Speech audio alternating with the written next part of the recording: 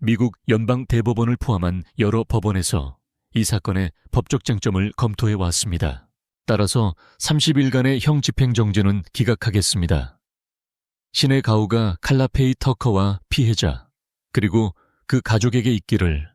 1983년 6월 13일 월요일 아침, 텍사스주 휴스턴 북동부의 한 아파트로 휴스턴 경찰이 출동했습니다. 그레고리 스콧 트레버의 다급한 전화를 받고서였죠. 아파트 안에서는 남녀 시신 두 구가 발견되었습니다. 두 사람은 곡괭이를 든 누군가에게 잔혹하게 살해당했습니다. 수사관들은 처음엔 강도 살인 사건으로 추정했지만 범행의 극악무도함에 고개를 갸웃거렸죠. 하지만 피해자들의 배경을 조사하자 사건의 방향을 바꾸는 흥미로운 단서가 드러났습니다. 수사가 깊어질수록 용의 선상은 피해자 중 한 명에게 극심한 원한을 품고 있던 한 여성으로 좁혀졌습니다. 바로 칼라페이 터커였죠. 칼라페이 터커는 누구이며 이 끔찍한 이중 살인 사건에서 어떤 역할을 했을까요? 안녕하세요. 전 세계의 해결, 미제, 그리고 기이한 사건들을 다루는 M7 크라임 스토리 타임입니다. 오늘은 뒤틀리고 충격적인 칼라페이 터커의 사건 속으로 들어가 보겠습니다. 이곳은 미국에서 가장 다양한 인종이 사는 도시로 꼽히며 여러 문화적, 종교적 배경을 가진 사람들이 모여 사는 곳입니다. 하지만 휴스턴은 다른 이유로 더 유명한데요. 바로 미 항공우주국 나사의 존슨 우주센터, 즉 미션 컨트롤 본부가 있기 때문입니다. 하지만 큰 도시에는 범죄가 따르기 마련이고 휴스턴은 미국에서 가장 위험한 100대 도시 중 하나로 꼽힙니다. 1983년 휴스턴은 한 끔찍한 이중살인 사건으로 발칵 뒤집혔습니다. 그레고리 스콧 트레버는 1983년 6월 13일 월요일 아침 친구인 27세 제리 린딘이 자신을 데리러 오기를 기다리고 있었습니다. 하지만 제리는 나타나지 않았죠. 두 사람은 그날 함께 경보 시스템을 설치하기로 계약이 되어 있었습니다. 그레고리는 제리가 타당한 이유 없이는 절대 일을 빼먹을 사람이 아니라는 걸 알고 있었습니다. 두 사람은 가까이 살았기 때문에 그레고리는 친구가 늦잠을 잤을 거라 생각하고 제리의 집으로 걸어가 보기로 했습니다. 제리의 아파트에 도착했을 때 문이 살짝 열려 있었습니다. 그는 문을 밀고 들어가 제리를 불렀지만 아무 대답도 없었죠. 그때 그레고리는 TV와 스테레오가 한쪽에 쌓여 있고 제리가 작업하던 할리 데이비슨 오토바이가 사라진 것을 발견했습니다. 그는 제리를 부르며 방을 하나씩 확인했지만 대답은 들려오지 않았습니다. 마침내 그레고리가 여분의 침실 문을 열었을 때 그는 눈앞에 펼쳐질 끔찍한 광경을 전혀 예상하지 못했습니다. 안에는 친구 제리가 침대 옆 바닥에 쓰러져 있었습니다. 제리의 몸은 피바다를 이루고 있었고 침대 위에는 모르는 여성이 가슴에 곡괭이가 박힌 채 누워 있었습니다. 눈앞의 광경에 충격을 받은 그레고리는 아파트에서 뛰쳐나와 자신의 집으로 달려갔습니다. 그는 즉시 휴스턴 경찰에 전화해 제리의 아파트에서 본 것을 신고했습니다. 경찰이 도착했을 때 그들 역시 눈앞의 아수라장에 주목했습니다. 바닥에는 공구와 오토바이 부품, 더러운 옷들이 널려 있었죠. 그리고 여분 침실에는 제리와 신원 미상의 여성의 시신이 있었습니다. 현장은 참혹했고 두 피해자가 얼마나 폭력적으로 살해되었는지를 여실히 보여주었습니다. 경찰관들은 살인 무기가 곡괭이라는 것을 단번에 알 수 있었죠. 한 경찰관이 피해자의 가슴에서 도끼를 뽑아 증거물로 보관했습니다. 두 시신은 수습되어 부검을 위해 해리스 카운티 검시관 사무실로 옮겨졌습니다. 수사관들은 그레고리에게 제리의 아파트에 왔을 때 무엇을 봤는지 물었습니다. 그는 문이 열려 있었고 아파트가 난장판이 된 것 같았다고 진술했습니다. 그레고리는 또한 제리의 할리 데이비슨과 파란색 쉐보레 엘 카미노 픽업 트럭이 없어졌다고 수사관들에게 말했습니다. 아파트를 수색한 결과 두 피해자의 지갑도 사라졌으며 제리의 공구함에 있던 볼핀 망치 또한 범행에 사용된 것으로 밝혀졌습니다. 수사관들에게는 이 살인사건이 잘못된 강도의 소행으로 보였습니다. 그들은 아파트에 강제로 침입한 흔적이 없다는 점에 주목했습니다. 이웃들을 신문하자 많은 사람들이 새벽에 아파트에서 시끄러운 소리가 났다고 말했습니다. 대부분 비명이나 총소리는 듣지 못했기 때문에 폭력적인 일이 일어났을 것이라고는 생각하지 않아 경찰에 신고하지 않았다고 했습니다. 수사관들은 제리와 그의 여성 동반자를 공격하고 살해한 범인이 피해자들에 의해 집 안으로 들어왔거나 혹은 문이 잠겨있지 않았을 것이라고 추정했습니다. 그러나 살인의 잔혹함은 수사관들의 마음을 불편하게 했습니다. 범죄의 충격적인 잔인성을 고려할 때 이는 의도적인 공격처럼 보였습니다. 부검 보고서에 따르면 제리는 곡괭이로 수십 번 찔렸습니다. 또한 두개골 뒤쪽에 둥이로 인한 상처도 있었습니다. 여성은 15번 찔렸으며 마지막 일격은 심장을 관통했습니다. 부검 중 채취한 지문을 통해 여성의 신원이 32세의 데보라 루스 손트님이 밝혀졌습니다. 힘든 하루 일을 마치고 새벽 5시에 출근했는데 집에 들어서자마자 전화벨이 울렸어요. 전화를 받으니 아버지가 이봐 가게로 좀 와야겠다라고 하시더군요. 제가 무슨 일인데요? 라고 묻자 아버지가 내 여동생이 살해당했다라고 하셨어요. 저는 아니에요 라고 했죠. 하지만 사실이었습니다. 믿을 수가 없었어요. 그들이 제 여동생을 죽였다는 걸 믿을 수가 없었습니다. 이제 피해자들의 신원을 확보한 수사관들은 그들의 배경을 더 자세히 살펴볼 필요가 있었습니다. 범죄 현장에서 본 바로는 이 살인은 필요 이상의 과도한 폭력이 동원됐죠. 그들은 강도들이 단순한 우발적 범죄자라고 생각하지 않았습니다. 살인은 무시하기엔 너무나 개인적인 감정이 담겨 있었습니다. 수사관들은 제리와 가까운 사람들을 신문하는 것부터 시작했습니다. 그들은 제리가 바로 전날 밤 수영장 파티에서 데보라를 만났다는 사실을 알게 되었습니다. 그 운명적인 만남 외에 두 피해자는 개인적으로 서로를 알지 못했습니다. 일요일 저녁 파티에 참석했던 제리의 친구들은 데보라가 스트레스를 풀기 위해 파티에 왔다는 사실을 알게 되었다고 수사관들에게 말했습니다. 수사관들은 또한 데보라가 두 아이를 둔 기혼 여성이라는 사실도 알게 되었습니다. 당연히 그들의 첫 번째 용의자는 데보라의 남편인 리처드 손튼이었습니다. 리처드는 1983년 6월 12일 일요일 저녁에 자신과 데보라의 아이들과 함께 집에 있었다고 수사관들에게 말했습니다. 그는 그 일요일에 데보라와 다퉜다고 자백했고 그녀에게 집을 나가 그날 밤 돌아오지 말라고 말했다고 수사관들에게 진술했습니다. 리처드는 자신과 데보라가 한동안 결혼 생활에 문제를 겪고 있었다고 설명했습니다. 하지만 그는 아내를 사랑하며 어떤 식으로든 그녀를 해치지 않을 것이라고 말했습니다. 리처드는 데보라가 바람을 피우고 있다는 사실을 몰랐으며 제리에 대한 이야기는 처음 듣는 것이라고 수사관들에게 말했습니다. 수사관들은 리처드의 알리바이가 확인되자 그를 용의선상에서 제외했지만 원한을 품고 있을 가능성이 있는 데보라의 또 다른 가족 구성원에 대해 알게 되었습니다. 그녀의 아버지 윌리엄 리스트였습니다. 수사관들은 윌리엄의 배경을 조사했습니다. 그들은 그가 어린 소년들을 폭행한 혐의로 유죄 판결을 받고 복역을 마쳤다는 사실을 발견했습니다. 그는 이제 텍사스에서 부유한 사업주가 되었지만 탈세 혐의로 조사를 받고 있었습니다. 사건을 더 조사한 결과 데보라가 윌리엄에게 불리한 증언을 하도록 소환되었다는 사실이 밝혀졌습니다. 수사관들은 윌리엄이 데보라를 침묵시킬 충분한 이유가 있었을 것이라고 믿었습니다. 윌리엄은 이중 살인에 대해 신문을 받았지만 어떤 관련도 없다고 부인했습니다. 수사관들은 몇 주가 지나도록 윌리엄을 계속 주시했지만 그를 이중 살인과 연결할 수 있는 확실한 증거는 찾지 못했습니다.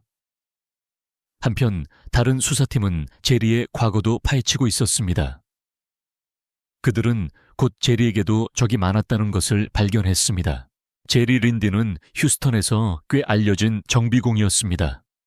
수사관들이 제리를 아는 사람들을 신문하며 그의 삶에 대한 정보를 캐던 중 한 사람의 이름이 매우 자주 등장하기 시작했습니다. 칼라 페이 터커. 23살의 칼라는 유명한 파티광이자 제리의 전처인 숀딘의 절친이었습니다. 수사관들이 제리의 친구들을 더 신문한 결과 칼라와 제리가 처음부터 앙숙관계였다는 사실을 알게 되었습니다. 그들의 불화는 1년 전 칼라의 룸메이트이자 가장 친한 친구인 숀이 제리 딘을 만나면서 시작되었습니다. 칼라와 제리의 관계는 물과 기름 같았죠. 제리에 대한 칼라의 첫인상은 그가 약하고 숀의 성격에 어울리지 않는다는 것이었지만 그들 사이의 긴장은 더욱 악화되었습니다. 칼라가 자신의 아파트 거실 한가운데에 주차된 제리의 할리 데이비슨을 발견했을 때 오토바이에서 카펫으로 기름이 새어 나오고 있었습니다. 그날 밤 칼라는 분노에 차 제리를 아파트에서 쫓아냈습니다. 다음 몇 달 동안 칼라와 제리 사이의 적대감은 더욱 심해졌습니다. 칼라와 숀이 좋아하는 밴드를 따라 자동차 여행을 가기로 결정했을 때 제리는 질투심에 사로잡혔습니다. 그는 숀과 칼라의 사진 앨범을 찾아내 자신이 찾을 수 있는 모든 칼라의 사진을 찔렀는데 여기에는 그녀가 가진 유일한 자신과 어머니의 사진도 포함되어 있었습니다. 칼라는 격분했고 제리에게 본때를 보여주겠다고 맹세했습니다. 그녀는 숀이 제리와의 관계를 끝내도록 열심히 설득했지만 대신 두 사람은 함께 살기 시작했습니다. 숀과 제리는 1983년 2월에 결혼했지만 칼라는 여전히 제리가 숀에게 전혀 어울리지 않는다고 확신했습니다. 결혼 한 달 후 숀은 재킷을 가지러 칼라의 새집에 들렀습니다. 두 여자는 친구로 남았지만 칼라는 숀에게 다시는 제리를 보고 싶지 않다고 말했습니다. 칼라는 제리가 밖에 주차해 있다는 말을 듣자 분노의 차집 밖으로 뛰쳐나갔습니다. 칼라는 제리의 얼굴을 주먹으로 때리고 안경을 부순 것으로 알려졌습니다.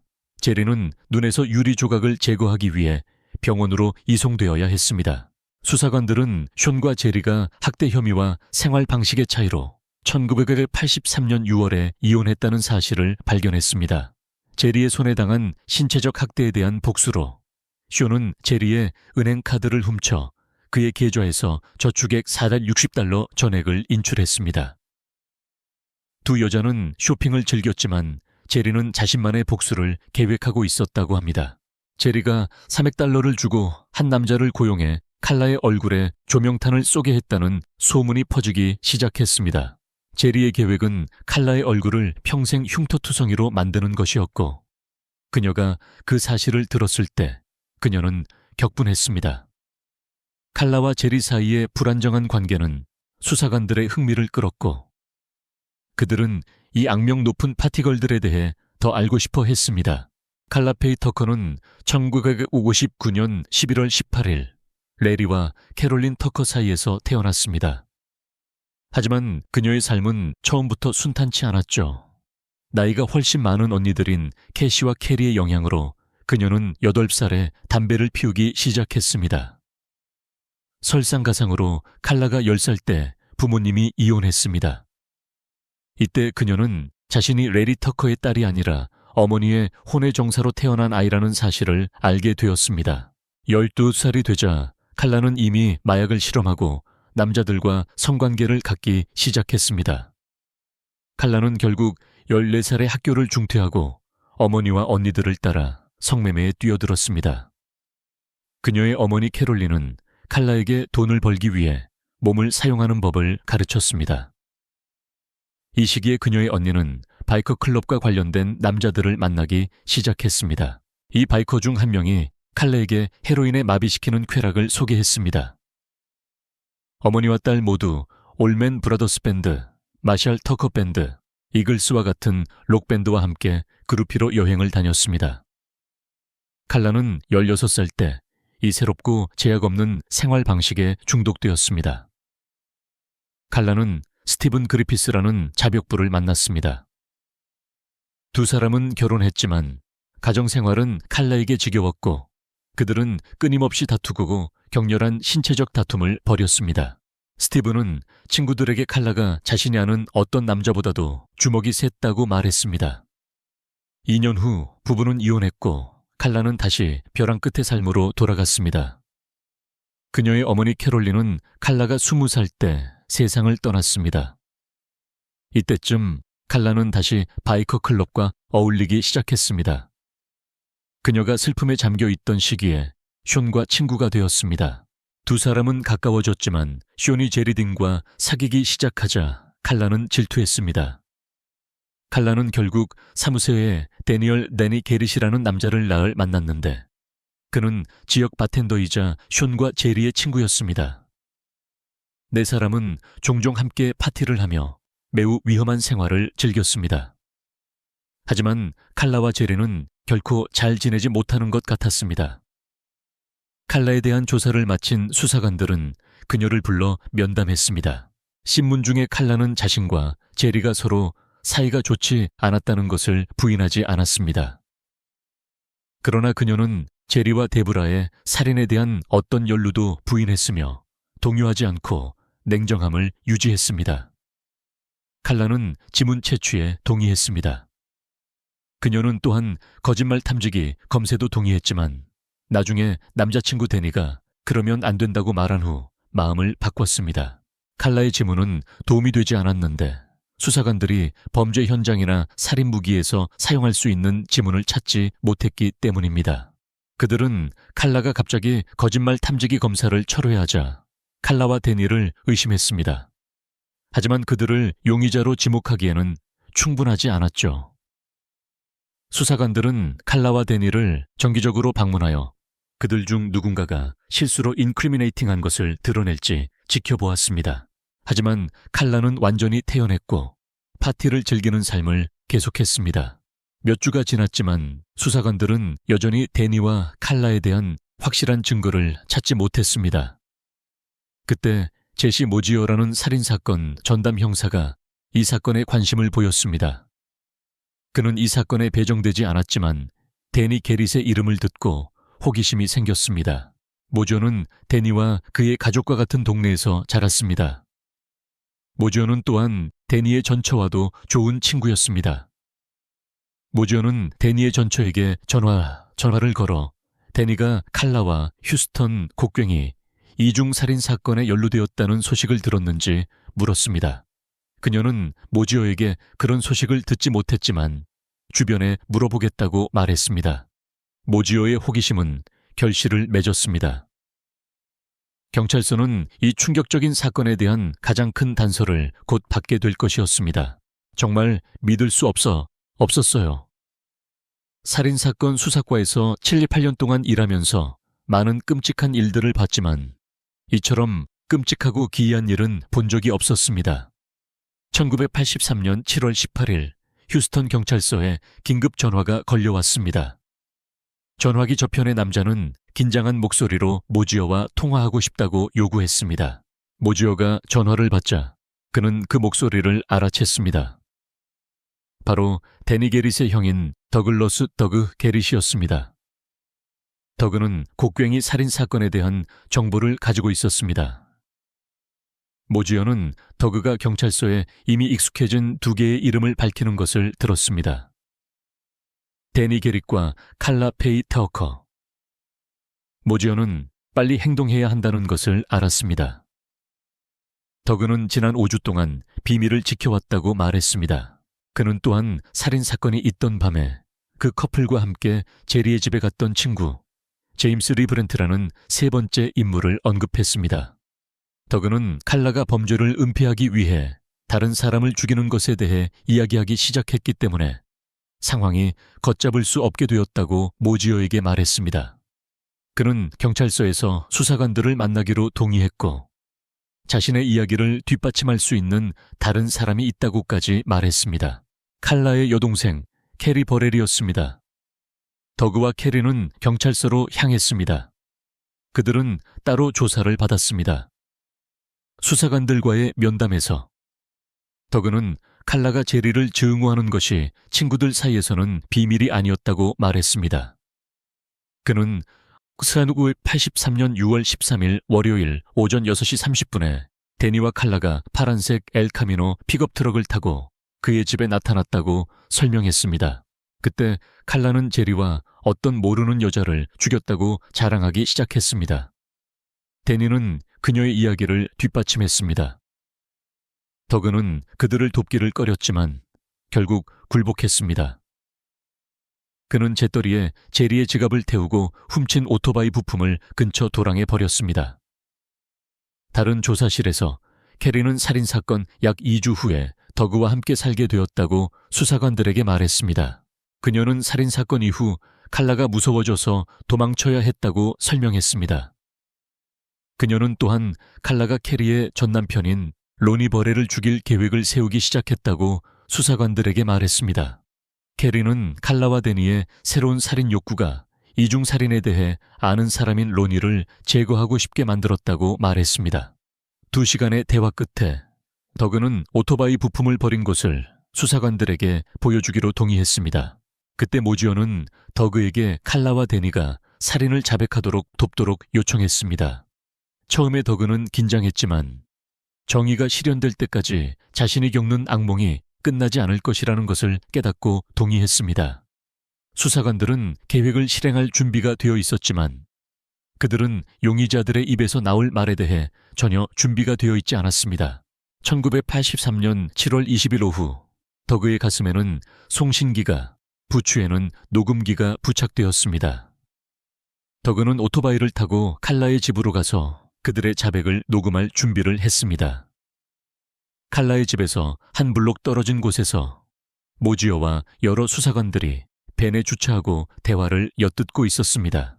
더그는 자리에 앉아 간단한 대화를 나눈 후 살인 사건으로 화제를 돌렸습니다. 칼라와 데니는 그 운명적인 밤에 일어난 일을 생생하게 묘사했습니다. 1983년 6월 11일 칼라는 여동생 캐리의 생일 파티를 열었습니다. 파티는 주말 내내 계속되었고 친구들이 오갔습니다. 술과 마약이 넘쳐났고 전반적으로 난잡한 분위기였습니다. 칼라는 더그에게 자신이 점점 더 흥분하고 불안해졌다고 말했습니다. 그녀와 데니는 일요일 저녁 그들과 친구 제임스가 깨어있는 마지막 세 사람이었다고 설명했습니다. 그때 칼라는 제리 딘의 아끼는 할리 데이비슨을 훔쳐 부품을 팔아 돈을 벌 생각을 했습니다. 칼라는 제리에 대한 강한 증오심과 그가 자신과 숀에게 한 모든 일에 대해 복수하고 싶었다고 언급했습니다. 1983년 6월 13일 월요일 오전 3시경 칼라, 데니, 제임스는 제리의 아파트로 향했습니다. 그들은 칼라가 몇 주 전에 숀의 집 열쇠를 훔쳤기 때문에 아파트에 들어갈 수 있었습니다. 칼라는 그 당시에는 언제 필요할지 몰랐지만 그날 밤 유용하게 쓰였다고 말했습니다. 그때 더그는 그날 밤 누군가를 죽일 의도가 있었는지 물었고 칼라와 제리는 그냥 일어난 일이라고 말했습니다. 칼라는 자신이 무엇을 하고 있는지, 무슨 생각을 하는지 몰랐다고 설명했습니다. 그녀는 그저 제리를 해치고 싶었을 뿐이었습니다. 처음에 그들은 훔칠 물건을 찾으러 다녔습니다. 칼라와 데니는 예비 침실 문을 열고 제리가 잠들어 있는 것을 발견했습니다. 칼라는 제리 위에 앉아 그를 꼼짝 못하게 하려고 했습니다. 제리가 잠에서 깨어 그녀를 밀치기 위해 팔을 잡자 데니는 제리의 볼핀 망치를 집어들어 그의 머리 뒤를 내리쳤습니다. 약에 취한 상태에서 칼라는 제리가 내는 그르렁거리는 소리에 짜증이 나기 시작했고 그 소리를 멈추고 싶었습니다. 바로 그때 그녀는 곡괭이를 집어들어 제리의 몸을 향해 휘두르기 시작했습니다. 칼라는 제리를 찌르는 행위에서 성적인 흥분을 느꼈다고 자백했습니다. 이후 데니가 제리의 숨통을 끊는 마지막 일격을 가했습니다. 데니가 방을 나가자 약에 취해 분노에 휩싸였던 칼라도 서서히 진정되었습니다. 그때 그녀는 제리의 침대에 한 여자가 있는 것을 보았습니다. 칼라는 제리에게 너무 집중한 나머지 침대에 다른 사람이 있는 것을 알아차리지 못했습니다. 그녀와 그 여자는 데니가 다시 분노의 차방으로 돌아올 때까지 몸싸움을 벌였습니다. 그녀는 계속해서 곡괭이로 여자를 내리쳤고 마침내 그녀의 심장을 찔렀습니다. 수사관들이 움직이기 위해 필요한 것은 그것뿐이었습니다. 더그가 칼라의 집을 떠나자 수사관들은 이미 준비하고 기다리고 있었습니다. 데니는 집에서 한 블록 떨어진 곳에서 출근하던 중 모지어에게 체포되어 구금되었습니다. 동시에 무장 경찰들이 칼라의 집에 들이닥쳤고 집은 순식간에 아수라장이 되었습니다. 칼라는 그날 방문 중이던 제임스 레이번과 함께 체포되어 구금되었습니다. 칼라의 집에 있던 모든 친구들은 경찰관들에게 체포되어 경찰서로 연행되어 조사를 받았습니다. 조사를 위해 연행된 친구들은 경찰관들에게 자신들이 아는 모든 것을 말했습니다. 그들의 이야기는 모두 일치했고 각자 칼라가 항상 제리를 싫어했다고 설명했습니다. 신문 내내 침묵을 지킨 사람은 칼라와 데니뿐이었습니다.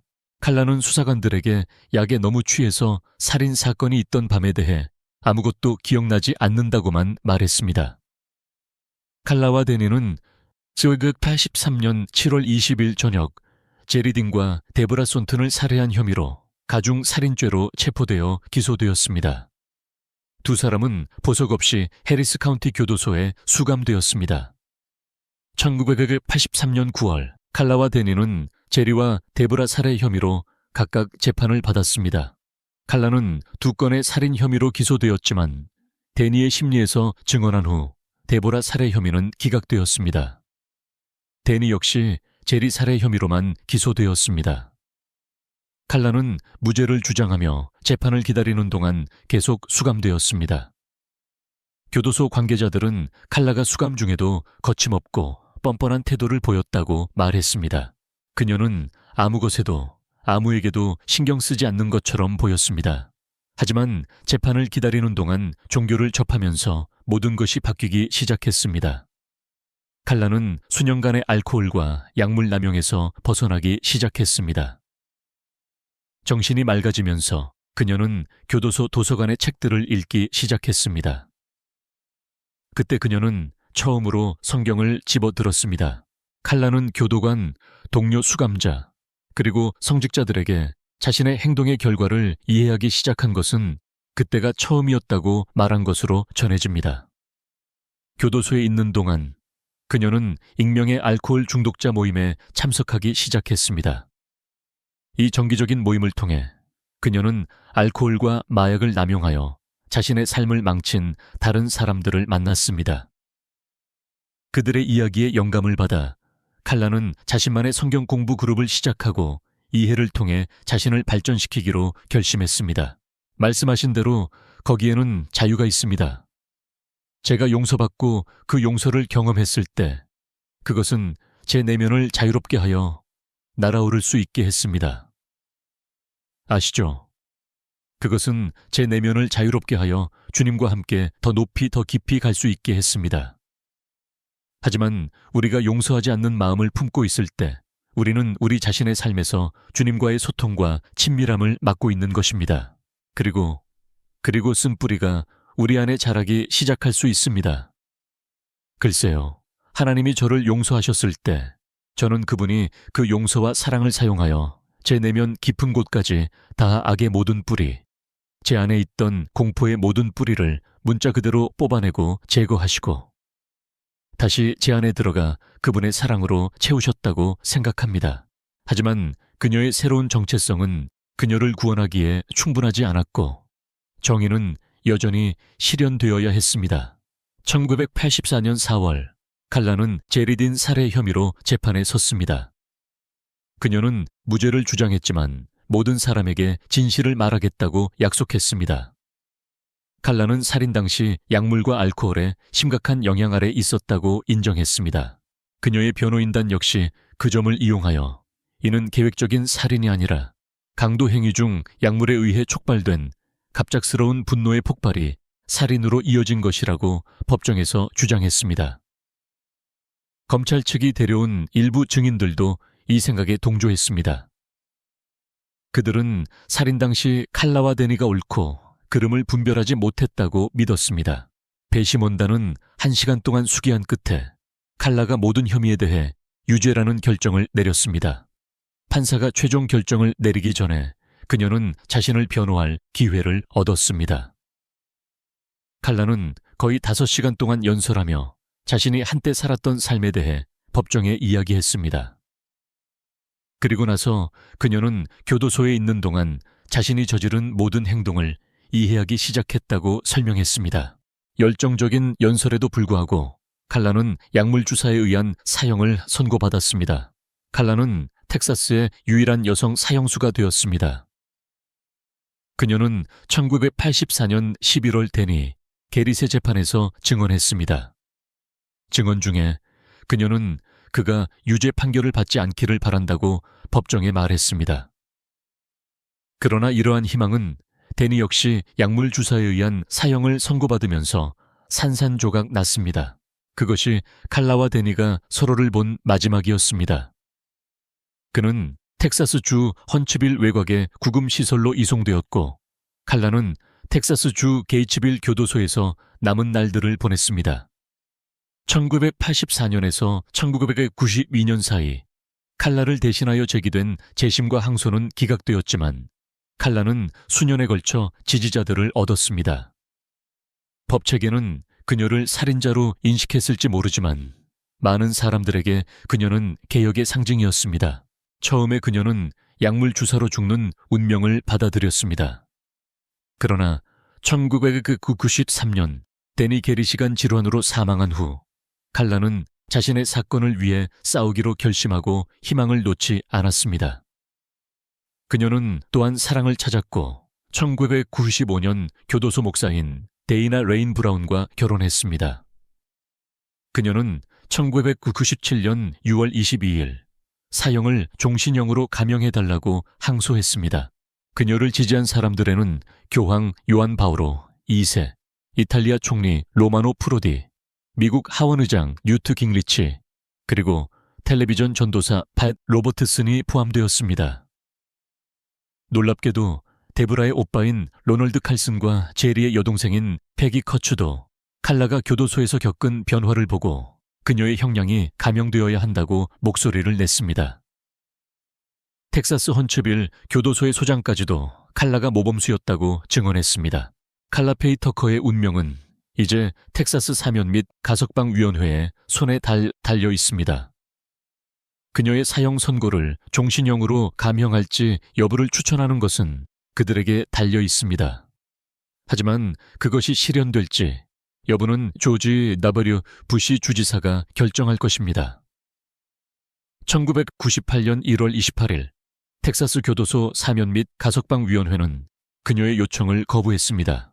칼라는 조지 W. 부시 텍사스 주지사에게 자신의 사건에 대해 항소하는 편지를 썼고 자신이 저지른 일이 극도의 잔인한 행위였음을 인정했습니다. 사형 집행 몇 시간 전 부시 주지사는 그녀의 사형을 막기 위한 마지막 11시간의 호소를 거부했습니다. 1998년 2월 2일 칼라는 마지막 식사로 복숭아, 바나나, 그리고 렌치 드레싱을 곁들인 가든 샐러드를 요청했습니다. 뉴스 채널들은 그녀의 마지막 시간들을 기록했습니다. 칼라 페이 터커의 마지막 날로 보이는 날은 텍사스 주립 교도소 시스템의 이 건물 벽 뒤에서 6시에 시작되었습니다. 단식을 계속하며 39세의 유죄 판결을 받은 살인범은 아침 식사를 거부하고 계속해서 식사를 거부하고 있습니다. 어느 쪽이든 무슨 일이 일어날지 모르지만 저는 그저 그것을 주님께 맡겨야 합니다. 교도소 관계자들은 그녀가 8시부터 정오까지 가족들을 만났다고 말합니다. 그들은 그녀의 마지막 시간을 최대한 평온하게 만들기를 희망하지만 이것이 누구에게도 쉬운 날이 아닐 것이라고 말합니다. 제 말은 이것은 관련된 모든 사람에게 충격적인 상황입니다. 수감자뿐만 아니라 수감자들의 가족, 그리고 우리 교도관들에게도 말이죠. 그리고 우리는 유지하려고 노력합니다. 법원이 사형 집행을 중단할 가능성은 거의 없어 보입니다. 하지만 이곳에는 형량을 종신형으로 감형해달라고 요구하는 시위자들이 있습니다. 우리는 부시 주지사가 이 사건에서 자비를 베풀기로 결정하기를 바랍니다. 터커는 제리 린딘을 곡괭이로 살해한 혐의로 유죄 판결을 받았으며 데브라 손튼도 살해했다고 인정했습니다. 손튼의 남편은 사람들이 터커에게 동정심을 느껴서는 안 된다고 말합니다. 텔레비전 화면에서 보이는 그 사람은 제 아내를 똑바로 쳐다보고 그녀의 몸에 곡괭이를 던진 바로 그 사람입니다.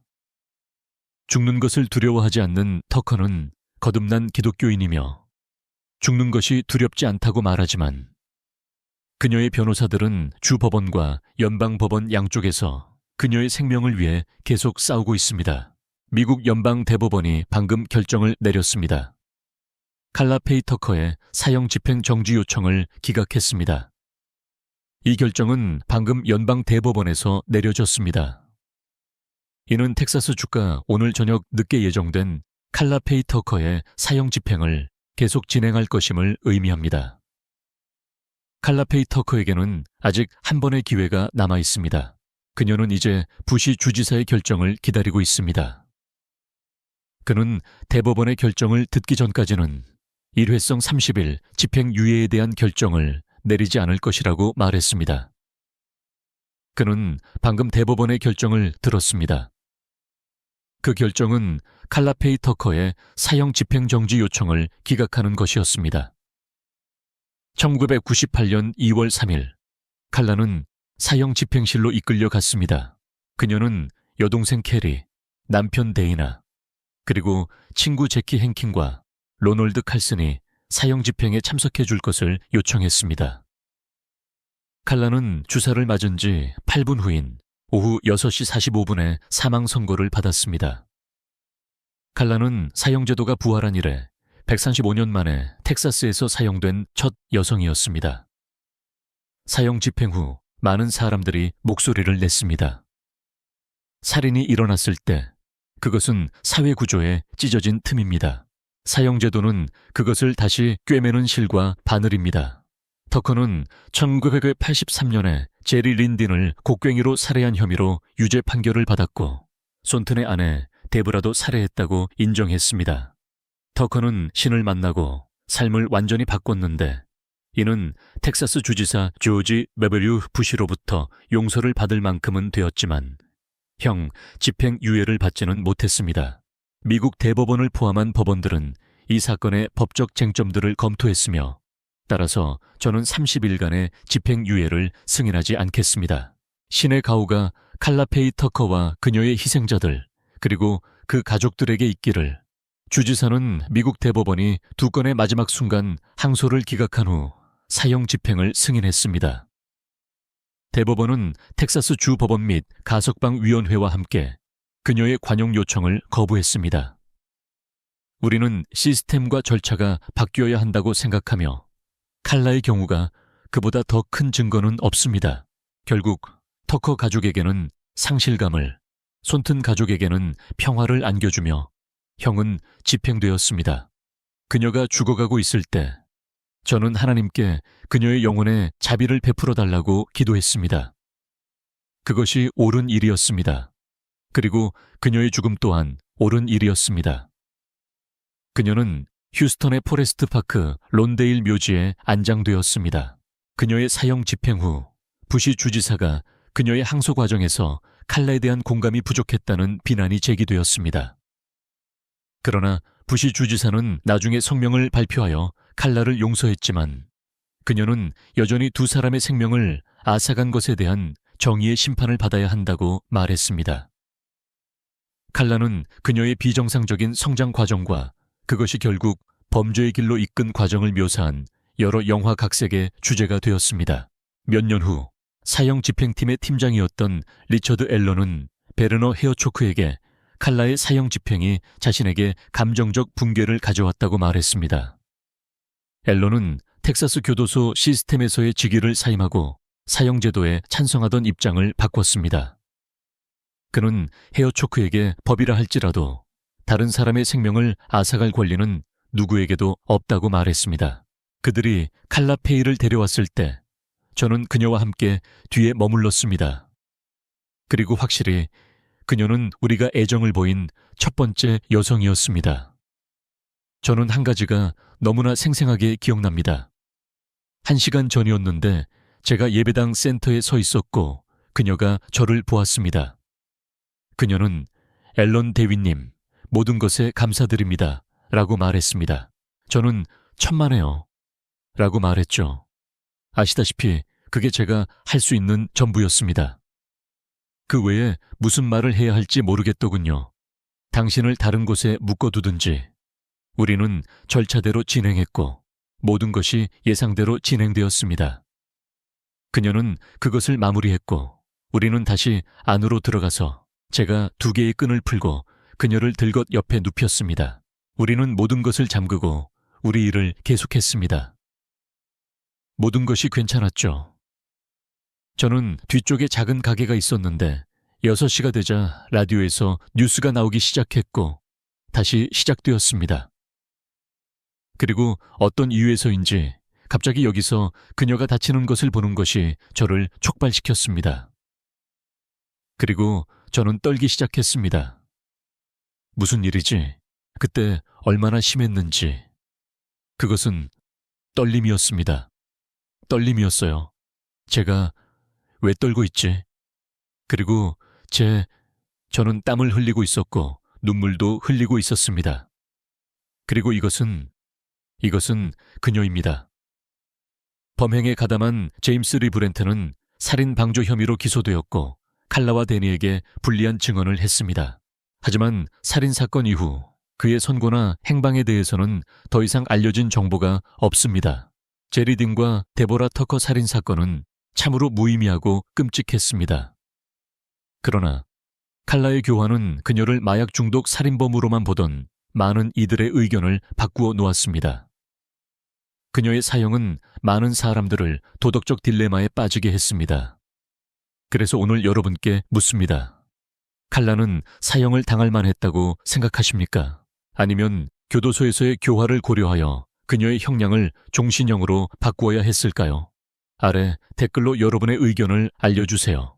그리고 오늘 영상이 흥미로우셨다면 저희 채널 구독을 고려해 주십시오. 좋아요 버튼을 누르고 다른 범죄 애호가들과 저희 영상을 공유해 주세요.